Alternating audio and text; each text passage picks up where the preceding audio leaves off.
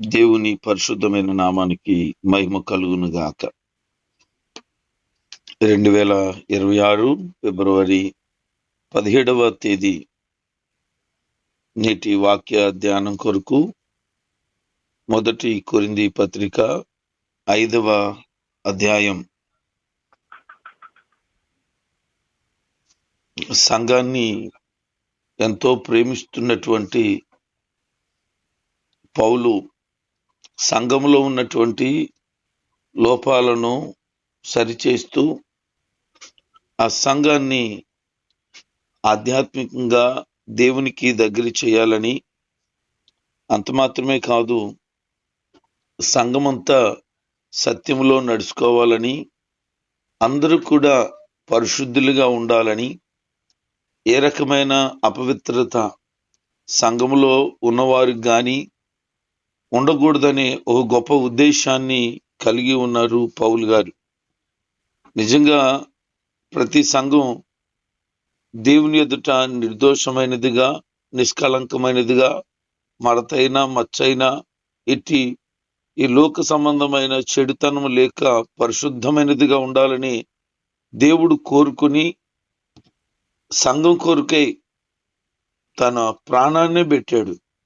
అలాంటి ప్రభు సంఘాన్ని ఏ ఉద్దేశం చేత అయితే ప్రాణం పెట్టాడో ఆ ఉద్దేశం సంఘంలో కనబడలేనప్పుడు ప్రభు తప్పకుండా బాధపడతాడు. అందుకనే పౌలు గారు కూడా దేవుని యొక్క మనసు కలిగిన వాడిగా సంఘములో ఉన్న వారందరూ కూడా పరిశుద్ధత కలిగి ఉండాలనే ఉద్దేశాన్ని కలిగి సంఘంలో ఉన్న లోపాలను దిద్దుతూ ఉన్నారు. సంఘంలో అందరూ ఒకలాంటి వారుగా ఉండరు. ఎందుకనంటే లోకంలో అనేక రకరకాలైనటువంటి పరిస్థితుల్లో నుంచి రక్షించబడి వచ్చి ఉంటారు.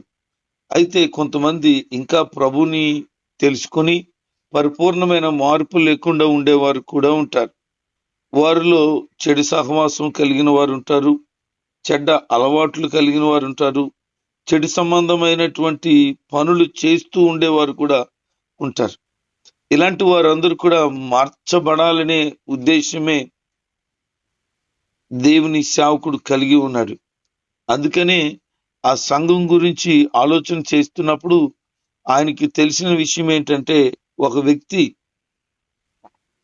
ఒక చెడ్డ పని చేశాడు. అది ఎంత ఘోరమైన పని అనంటే, తన తండ్రి రెండో పెళ్లి చేసుకుంటే ఆ సవతి తల్లితో అతను అక్రమ సంబంధాన్ని కలిగి ఉన్నాడు. ఇది చాలా ఘోరమైన పరిస్థితి. లేవికాండం 18వ అధ్యాయము 8వ వచనములో మీ తండ్రి భార్యను నగ్న శరీరం చేయకూడదు అని రాయబడింది. అంటే నీ తండ్రి భార్యను ముట్టుకోవద్దు అని. కన్న తల్లిని ఎవడో ముట్టుకోడు. అయితే తండ్రికి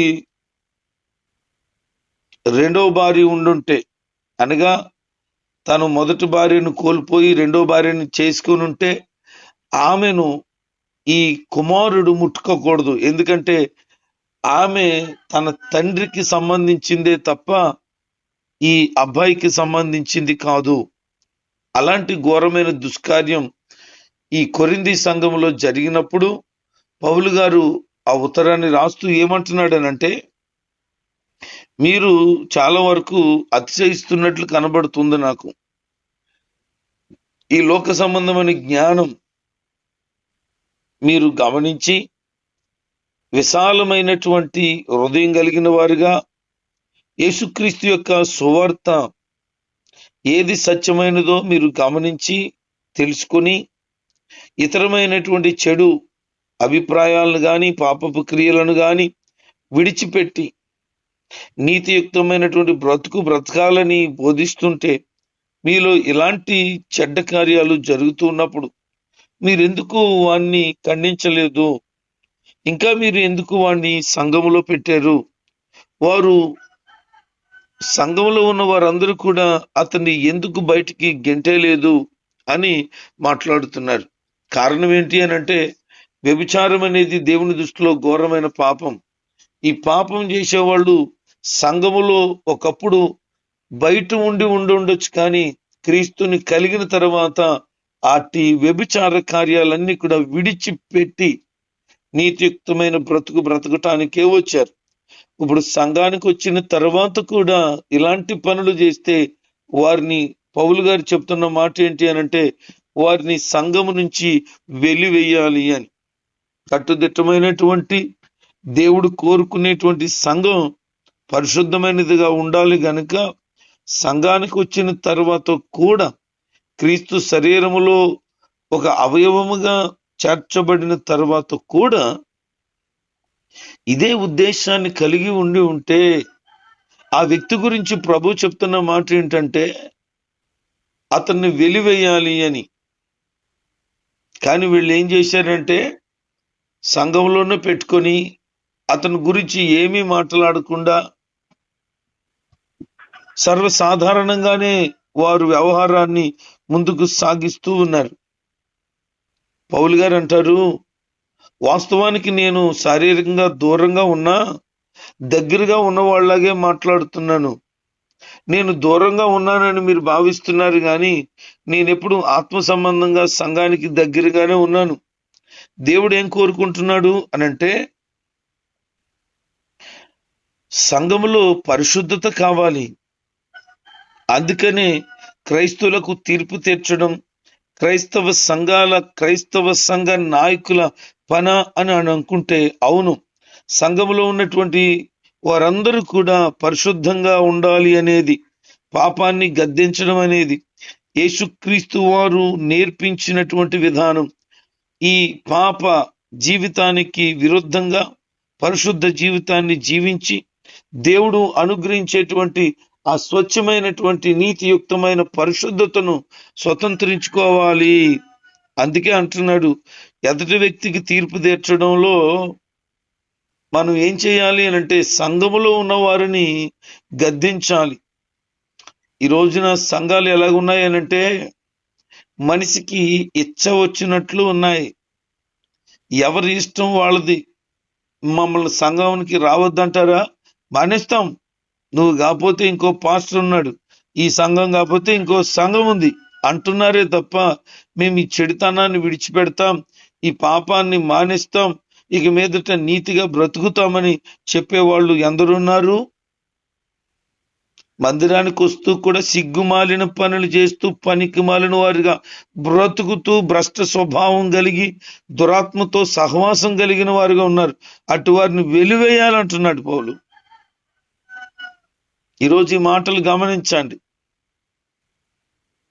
నేను మందిరానికి వెళ్ళిన తర్వాత చెడుతనాన్ని విడిచిపెట్టాను, ఈ లోక సంబంధమైన పద్ధతులు మానేసాననే వాళ్ళు ఉండాలి తప్ప మందిరానికి వెళ్ళిన తర్వాత నేను కాంటాక్ట్లు పెట్టుకున్నాను, మందిరానికి వెళ్ళిన తర్వాత నేను బహుగా చెడిపోయానని చెప్తే అలాంటి వారు సంఘంలో ఉండకూడదా?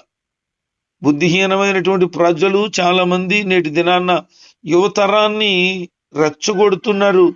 సంఘాలకు వెళ్ళి సంఘములో దేవుని వాక్యం విని దైవికమైన ప్రేమను నేర్చుకోవడం మానేసి ఒకరి మీద ఒకరు ప్రేమలు నేర్చుకుంటున్నారు. సంఘానికి ఎందుకు వస్తున్నావు? సంఘంలో ప్రేమించడానికి వస్తున్నావా? దేవుని ప్రేమను పొందుకోవడానికి వస్తున్నావా? సంఘంలో ఉన్న నువ్వు ఒకరితో ఒకరు అక్రమ సంబంధాలు పెట్టుకోవడానికి వస్తున్నావా? దేవునితో సక్రమమైన సంబంధాన్ని కలిగి దైవికమైన స్వభావాన్ని కలిగి ఉండడానికి వస్తున్నావా? సంఘంలో ఉన్న వారితో స్నేహం చేసి చెడిపోవడానికి వస్తున్నావా?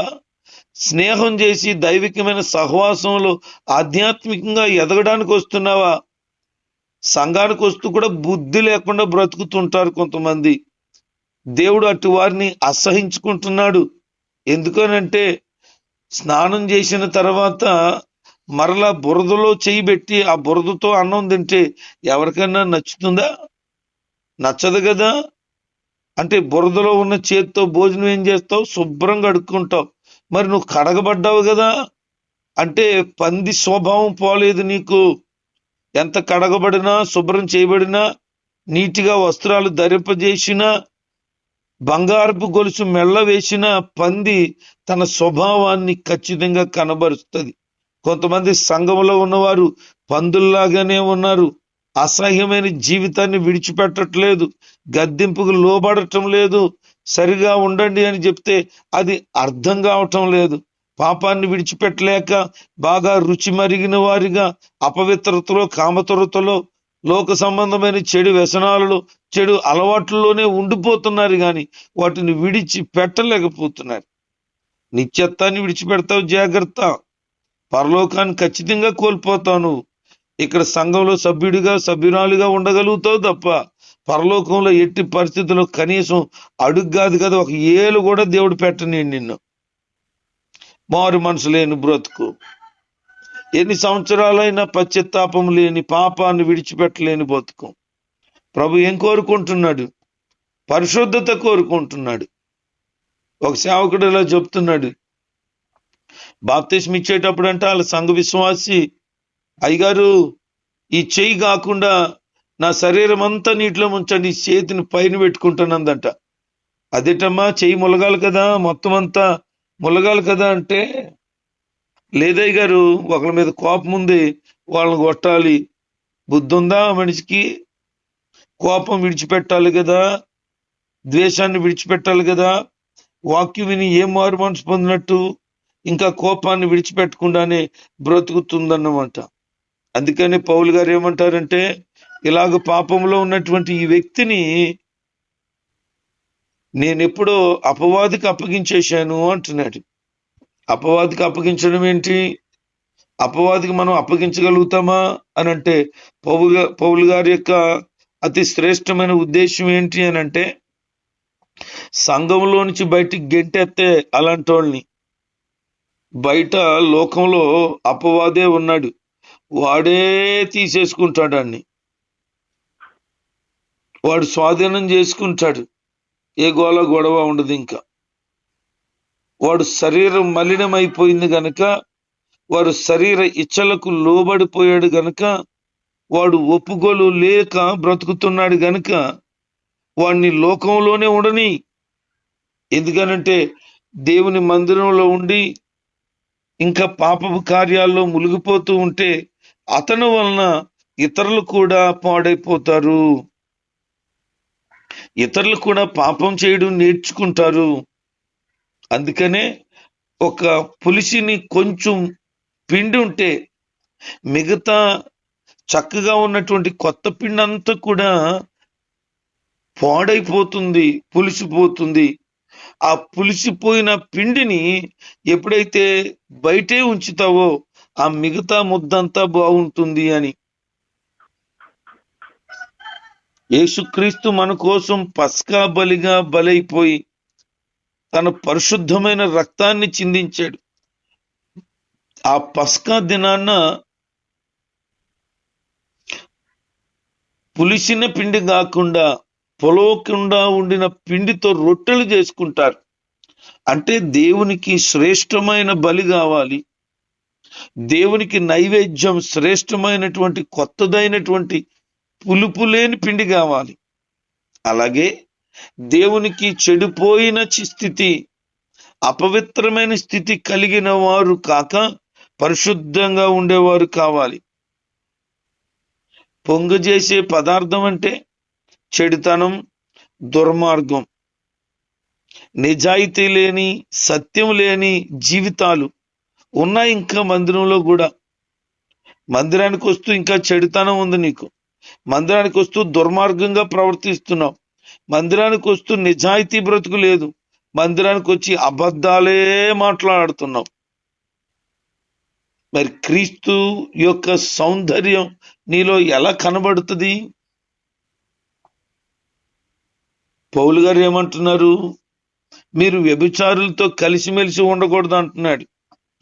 ఆయన ఉద్దేశం ఏంటి అని అంటే, ఈ లోకానికి చెందిన వ్యభిచారులతో కాదు, లోబులు అనగా పేరాసపరులు అంటే దురాశపరులు,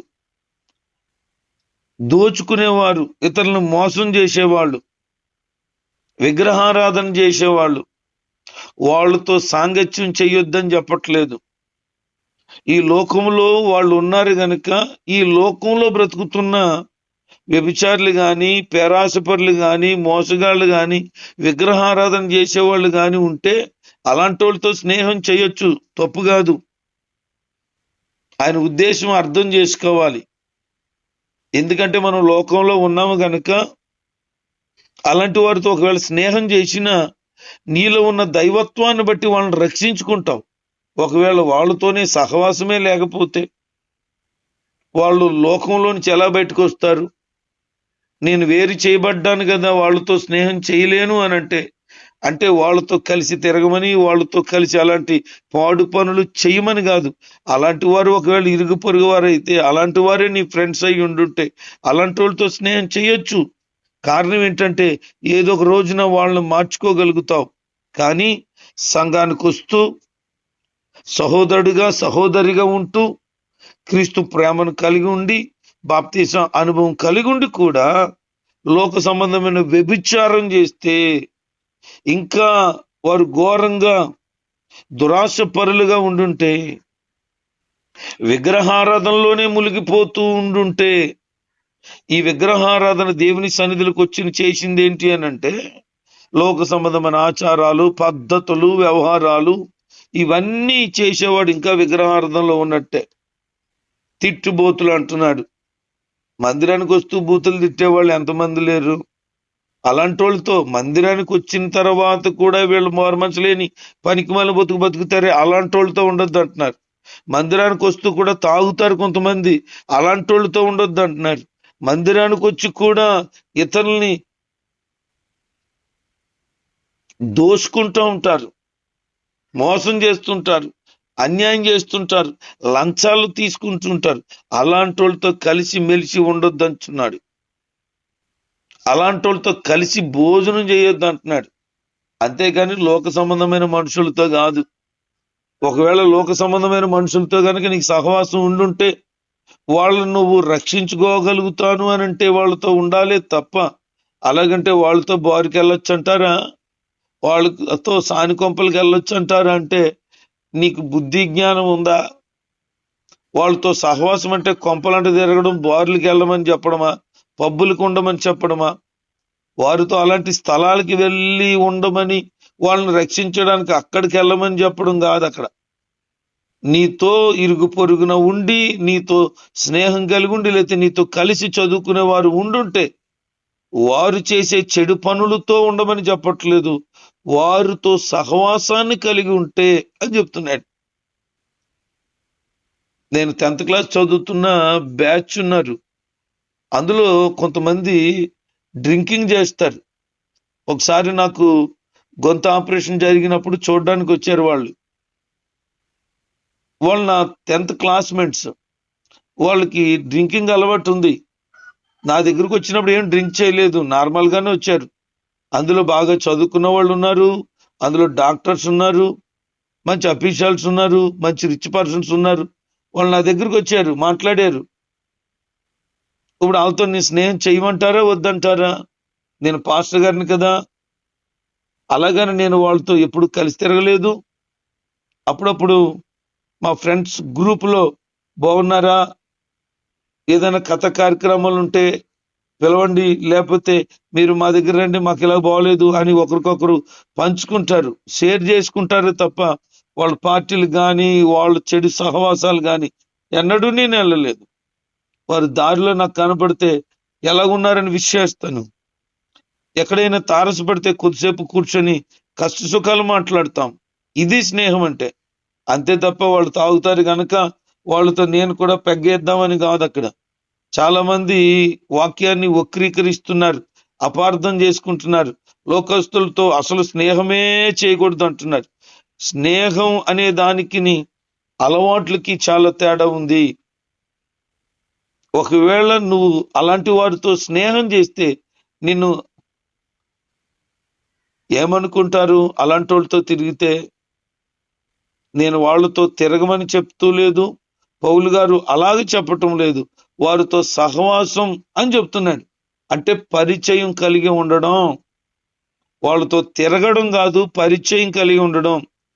ఈ భూమి మీద అనేక రకరకాలైనటువంటి అలవాట్లు కలిగిన వారు ఉన్నారు.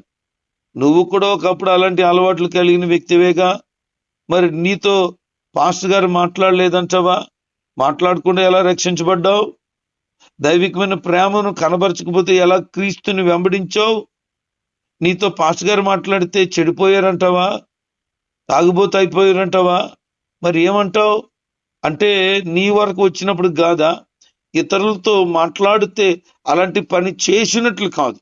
యేసు ప్రభు వారు సుంకరులతోనూ పాపులతోనూ కూర్చున్నాడట, భోజనం చేసాడంట. ఏకంగా చూసిన శాస్త్రులు గాని పరిచయులు గాని అంటారు, ఏంటి యేసుక్రీస్తు ప్రభు వారు ఆ పాపులు సుంకరులతో కలిసి భోజనం చేస్తున్నాడు అన్నారు. ఆయన వారితో కలిసి భోజనం చేశారు. అయితే యేసుక్రీస్తు ప్రభు వారికి వాళ్ళందరూ కూడా బిడ్డలుగా మారిపోయారు. వారు చెడుతనాన్ని విడిచిపెట్టేశారు, పాపాన్ని విడిచిపెట్టేశారు. అంటే లోకస్తులతో స్నేహం ఒకసారి ఆలోచన చేయి. బైబిల్ చెప్తుంది, లోకంతో స్నేహం దేవునితో వైర్యం అని చెప్తుంది. అంటే వాళ్ళతో కలిసి చెడు తిరుగులు తిరిగితే గొడవ అవుతుంది దేవుడికి నీకు. కానీ వాళ్ళతో పరిచయం కలిగి ఉండడం తప్పు కాదు. ఒకవేళ నీ ఆత్మీయ జీవితాన్ని నువ్వు నిలబెట్టుకోలేవు, పరిశుద్ధతను కాపాడుకోలేవు అని అంటే అలాంటి వారికి దూరంగా ఉండటానికై ప్రయత్నం చేయి. అదే నీకు మేలు. దేవుని సేవకుడు పౌలు గారి యొక్క ఉద్దేశాన్ని కొరింథీ సంఘానికి చెబుతూ, ఇలాంటి చెడు అలవాట్లు కలిగిన వారితో దూరంగా ఉండండి, వెలుపల వారిని రక్షించుకున్నట్టు కొరకై స్నేహాన్ని కలిగి ఉండు గాని వాళ్ళతో కలిసి పోవద్దు అని చెప్తున్నాడు. మరి వెలుపల వారి గురించి ఏంటి ఉద్దేశం అంటే పౌలు గారు అంటారు, వెలుపల వారి గురించి నాకు అనవసరం. సంఘానికి వచ్చి సంఘంలో పరిశుద్ధత కలిగి ఉండవలసిన వారు పరిశుద్ధత విడిచిపెట్టి తిరుగుతున్నారు గనక వాళ్ళ గురించి చెప్తున్నాను. సంఘంలో ఒకవేళ దుర్మార్గత ఉండుంటే ఆ దుర్మార్గం చేసే వాళ్ళని వెలివేయండి. ఎందుకనంటే సంఘంలో ఉన్న మిగిలిన వారందరూ చెడిపోతారు.